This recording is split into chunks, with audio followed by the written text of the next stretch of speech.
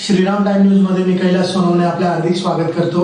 सुरुवातीला पाहूया 24 तासातील ताज्या घडामोडी। धुळ्यासह महाराष्ट्रातील 50 मतदारसंघात बोगस मतदार नोंदणी झाल्याचा किरीट सोमय्या यांचा आरोप। 128व्या महिला आरक्षणाच्या घटना दुरुस्ती विधेयकाला विरोधी पक्षांनी केलेला विरोध हा देशातील 70 कोटी महिलांचा अपमान, माजी खासदार हिना गावित यांचा घणाघात। धुळे जिल्हा वकील संघाच्या निवडणुकीसाठी शुक्रवारी शांततेत मतदान। शहरातील विविध मल्टीस्पेशालिटी हॉस्पिटलमध्ये महात्मा ज्योतिबा फुले जन आरोग्य योजनेअंतर्गत रुग्णांची होणारी लूट थांबवण्याची मागणी। आणि लळिंग टोल प्लाझाची निविदा प्रक्रिया जुन्या कर्मचाऱ्यांचा विचार करून राबवण्याची मागणी।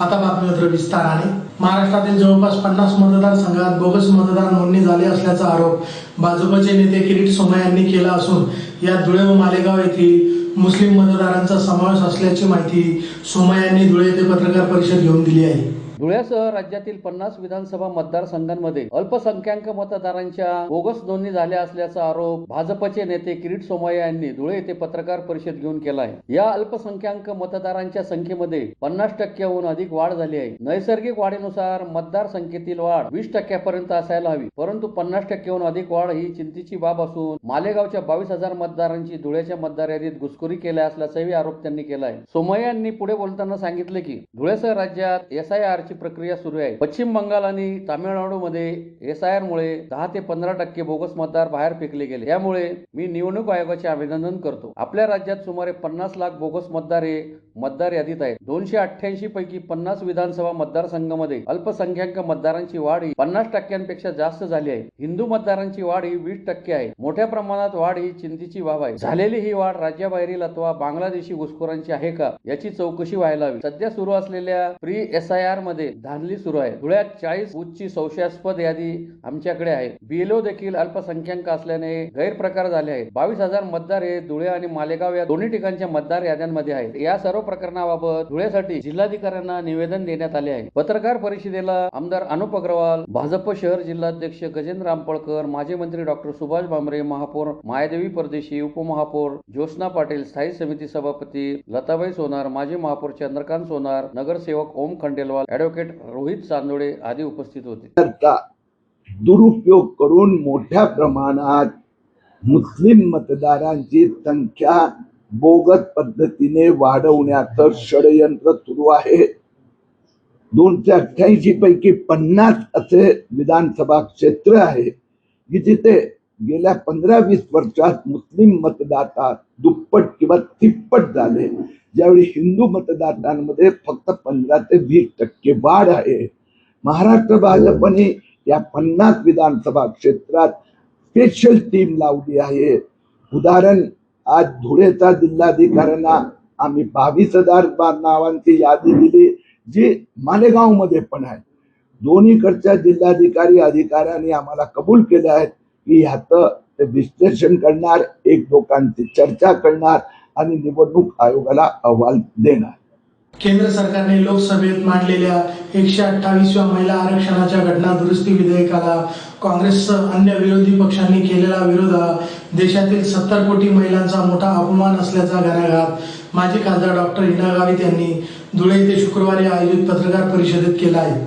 केंद्र सरकारने लोकसभेत मांडलेल्या 128व्या घटना दुरुस्ती महिला आरक्षण विधेयकाला काँग्रेससह अन्य विरोधी पक्षांनी केलेला विरोध हा देशातील 70 कोटी महिलांचा अपमान आहे, असा घणाघात माजी खासदार डॉक्टर हिना गावित यांनी धुळे शहरातील चाळीसगाव चौफुली येथील स्वर्गीय महादेव अंपळकर स्मृती भाजप जिल्हा मध्यवर्ती कार्यालय येथे पत्रकार परिषद घेऊन केला आहे। माजी खासदार डॉक्टर गावित यांनी सांगितले की पंतप्रधान नरेंद्र मोदी यांच्या नेतृत्वाखालील भारतीय जनता पार्टीच्या सरकारने नेहमीच महिलांच्या हिताचे आणि सक्षमीकरणाचे काम केले आहे। याचाच एक भाग म्हणून महिलांना लोकसभा आणि विधानसभेत 33% आरक्षण देण्यासाठी 16 आणि 17 एप्रिल रोजी हे ऐतिहासिक विधेयक आणले होते। मात्र काँग्रेस पक्षाने कायमच महिला विरोधी भूमिका घेतली असून त्यांच्यासोबत टीएमसी, आरजेडी, डीएमके आणि समाजवादी पक्ष या विरोधी पक्षांनी या विधेयकाविरोधात मतदान केले, अशी तीव्र टीका यावेळी करण्यात आली. हे विधेयक केवळ राजकीय आरक्षणापुरते मर्यादित नसून देशाचे परराष्ट्र धोरण, आर्थिक धोरण आणि सुरक्षा धोरण निश्चित करण्यामध्ये महिलांचा थेट सहभाग वाढावा या उद्देशाने आणले गेले होते. आज देशात 74 महिला खासदार आहेत. जर विरोधकांनी या विधेयकाला पाठिंबा दिला असता तर ही संख्या 273 पर्यंत पोहोचली असती आणि महिलांचे प्रतिनिधित्व अधिक भक्कम झाले असते, याकडेही त्यांनी लक्ष वेधले. या प्रसंगी अनुप अग्रवाल, महानगर जिल्हाध्यक्ष गजेंद्र आंबळकर, महापौर मायादेवी परदेशी, उपमहापौर ज्योत्स्ना पाटील, माजी उपमहापौर चंद्रकांत सोनार, जयश्री आयराव, प्रतिभा चौधरी, स्थायी समिती सभापती, भाजप सरचिटणीस ओमप्रकाश खंडेलवाल, डॉक्टर सुशील महाजन आदी उपस्थित होते. 15 एप्रिल रोजी लोकसभेमध्ये महिला आरक्षणाच्या संदर्भात केंद्र सरकारने विधेयक 131 घटना दुरुस्ती विधेयक हे आणलं होतं. या विधेयकामुळे 33% महिला आरक्षण हे लोकसभेमध्ये आणि विधानसभेमध्ये देण्यासाठीचं हे विधेयक होतं आणि केंद्र सरकारने, भारतीय जनता पार्टीच्या केंद्रातल्या सरकारने नेहमीच महिलांच्या हिताचं, महिला सक्षमीकरणाचं काम आदरणीय मोदीजींच्या नेतृत्वात यापूर्वी सुद्धा केलेलं आहे आणि त्याचाच भाग म्हणून हे देखील विधेयक महिलांना आरक्षण लोकसभेत आणि विधानसभेत जे आजपर्यंत मिळालेलं नाही ते देण्यासाठीचं हे आरक्षणचं बिल हे आणलं होतं.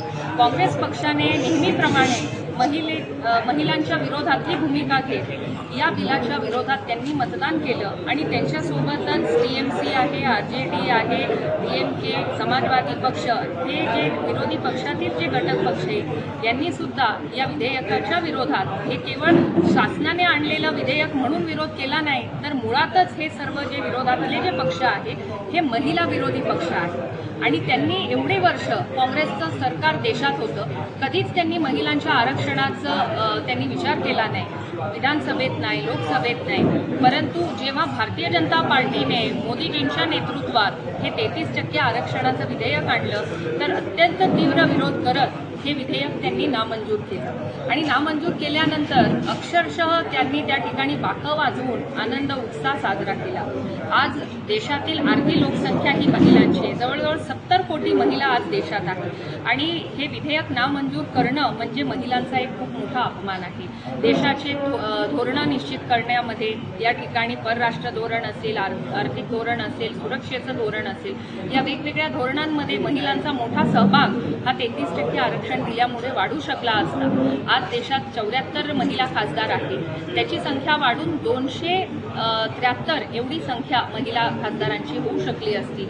परंतु काँग्रेस पक्षाने विरोध केला आणि त्यांच्यासोबत इतरही विरोधी पक्षांनी विरोध केला आणि हे विधेयक त्यांनी मंजूर होऊ दिलं नाही. म्हणून मी सर्व महिलांच्या वतीनं काँग्रेस पक्षाचा तीव्र शब्दांमध्ये निषेध करते. धुळे जिल्हा वकील संघाच्या निवडणुकीसाठी शुक्रवारी शांततेत मतदान प्रक्रिया पार पडली. ॲडव्होकेट राहुल पाटील यांच्या आपले पॅनल व ॲडव्होकेट राहुल भामरे यांच्या परिवर्तन पॅनलमध्ये सरळ लढत होत आहे. शनिवारी मतमोजणी होणार आहे. धुळे जिल्हा वकील संघाच्या निवडणुकीसाठी शुक्रवारी मतदान प्रक्रिया शांततेत पार पडली. यात सुमारे 80.43% मतदान झाले. ॲडव्होकेट राहुल पाटील यांच्या आपले पॅनल, ॲडव्होकेट राहुल भामरे यांच्या परिवर्तन पॅनलमध्ये सरळ लढत होत आहे. शनिवारी मतमोजणी होणार आहे. अध्यक्षपदासाठी 3 उमेदवार रिंगणात असून एकच जागा असल्याने चुरस वाढली आहे. विद्यमान अध्यक्ष ॲडव्होकेट राहुल पाटील यांच्या नेतृत्वाखाली आपले पॅनल तर ॲडव्होकेट राहुल भामरे यांच्या नेतृत्वाखाली परिवर्तन पॅनल मैदानात उतरले आहे. महिला उपाध्यक्ष पदासाठी 3 उमेदवारांमधून एकाची निवड होणार आहे. पुरुष उपाध्यक्ष पदासाठी 4 उमेदवार रिंगणात असून 2 जागांसाठी निवडणूक होत आहे. त्याचप्रमाणे पुरुष सचिव पदासाठीही 4 उमेदवार असून 2 पदांसाठी चुरस आहे. महिला सचिव पदासाठी 2 उमेदवारांमध्ये सरळ लढत होत असून 1 जागा निश्चित केली जाणार आहे. सदस्य पदासाठी सर्वाधिक चुरस पाहायला मिळत आहे. पुरुष सदस्य पदासाठी तब्बल 19 उमेदवार रिंगणात असून 9 जागांसाठी मतदान झाले. महिला सदस्य पदासाठी 6 उमेदवारांमधून 2 जणांची निवड होणार आहे. निवडणूक प्रक्रियेसाठी प्रशासनाकडून आवश्यक ती तयारी पूर्ण करण्यात आली होती. शनिवारी मतमोजणी होऊन निकाल जाहीर करण्यात येणार आहे. धुळे जिल्हा वकील संघाची सन 2026 ते 2028 या कालावधीसाठी निवडणूक असून त्यासाठी आज मतदान सुरू असून मतदान जोरात सुरू आहे. उद्या मतमोजणी होईल. मतमोजणीनंतर कळेल की कुठल्या पॅनलला विजय मिळतो. साधारणतः 300 मतदारांनी मतदान केलेलं आहे. एकूण किती 2 पॅनल आहे, परिवर्तन पॅनल आणि एक आपलं पॅनल आहे आणि एक अपक्ष पण उमेदवार आहेत.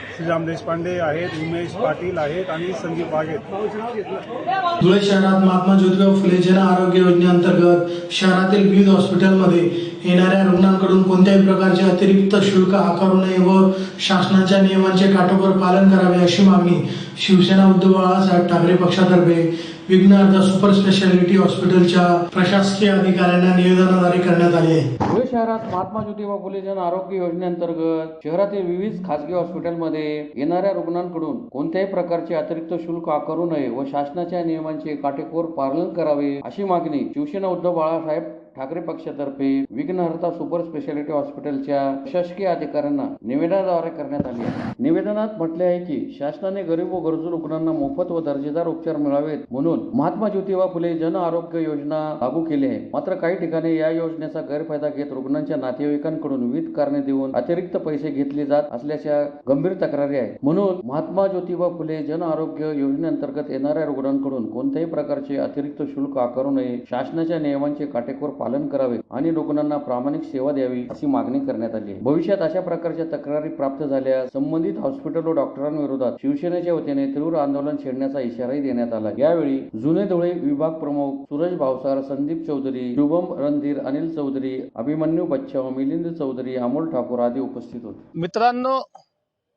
आणि धुळेकर नागरिकांनो, आम्ही आज शिवसेना उद्धव बाळासाहेब ठाकरे पक्षातर्फे विघ्नहर्ता हॉस्पिटल येथे निवेदन देण्यात आलो आहे. आम्हाला विघ्नहर्ता हॉस्पिटल सहित धुळे शहरातील खानदेश, शतायू, चिरायू, श्वास, सिद्धेश्वर, जवाहर फाउंडेशन आहे, जेवढे मोठे दवाखाने आहेत, हॉस्पिटल आहेत, तिथून गरीब रुग्णांकडून महात्मा ज्योतिबा फुले योजनेअंतर्गत फुकट ऑपरेशन होतं. पण काही हॉस्पिटलमध्ये या गरीब रुग्णांकडनं 10,000, 20,000, 50,000 रुपयाची लाच मागितली जाते. वास्तविक महात्मा फुले योजनेसाठी सरकार करोडो रुपये या हॉस्पिटलांना देते. आमच्याकडे अनेक गरीब लोक रडत आले, कुडत आले की आमच्याकडनं ऑपरेशन झाल्यावर सुद्धा पैशांची मागणी केली जाते. त्याचप्रमाणे धुळे शहरातील प्रत्येक हॉस्पिटलमध्ये सामान्य गरीब रुग्णांची लूट चालू आहे. अनेक डॉक्टरांनी अनेक लोकांना अंध करून टाकलंय, बैल करून टाकलेलं, अपंग करून टाकलंय. जर डॉक्टरांवर हल्ले झाल्यावर कायदे होतात तर सर्वसामान्य जनतेचे हल्ले झाल्यावर डॉक्टरांच्या विरुद्ध तुम्ही का कायदे करत नाही? आम्ही शिवसेना उद्धव बाळासाहेब ठाकरे पक्षातर्फे जर मुख्यमंत्री साहेबांना आमचा आवाज जात असेल तर मुख्यमंत्री साहेब, हे जे डॉक्टर आहेत उच्च शिक्षित दरोडेखोर अक्षरशः जनतेला लुबाडून टाकतात, जनतेला रडकुंडीला आणतात. तुम्ही यांच्या विरोधात कडक कायदे करा. ज्याप्रमाणे डॉक्टरांवर हल्ले झाल्यावर कडक कायदे केले जातात, त्याचप्रमाणे सामान्य जनतेला लुटणाऱ्या डॉक्टरांवर सुद्धा कडक कायदे करा.